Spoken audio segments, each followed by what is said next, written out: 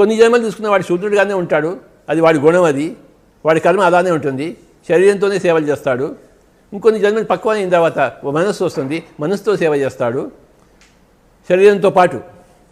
ఇంకొన్ని జన్మల తర్వాత బుద్ధి వస్తుంది, అప్పుడు బుద్ధితో సేవ చేస్తాడు, అందరికీ టీచింగ్ చేస్తాడు.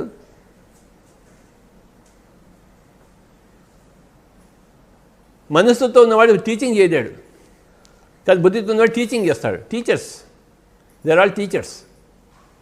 బుద్ధిగా ఉన్నవాడు టీచర్స్.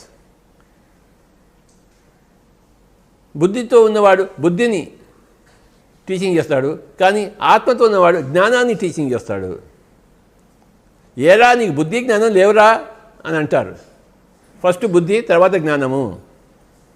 క్షత్రియ తత్వము బుద్ధితత్వము, బ్రాహ్మణ తత్వము జ్ఞానతత్వము.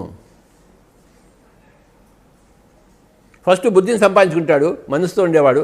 మానవుడు అంటే మనసుతో ఉండేవాడే మానవుడు. జంతువు అంటే శరీరంతో ఉండేదే జంతువు. ప్రతి జంతువులోనూ ఇంతో కొంత మనస్సు ఉంటుంది, కానీ చాలా కొద్ది పాళ్ళలో ఉంటుంది. కానీ మానవుడికి ఎక్కువ పాళ్ళలో ఉంటుంది మనస్సు, కనుకనే మానవుడు అన్నారు. మనసే మానవు, మనసుతో మానవుడు, బుద్ధితో బుద్ధిజీవుడు, శరీరంతో జంతువు. కేవలం శరీరంతో మనం కూడా ఒక జంతువే, కానీ ప్రబలమైన మనస్సు ఉంది కనుక మనం మానవులమయ్యాము. ప్రబలమైన బుద్ధి ఉంటే బుద్ధిజీవులం అవుతాము.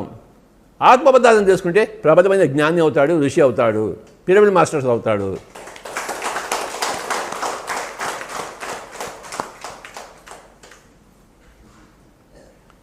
పిరమిడ్ మాస్టర్స్ అందరికీ నా యొక్క నమస్కారములు.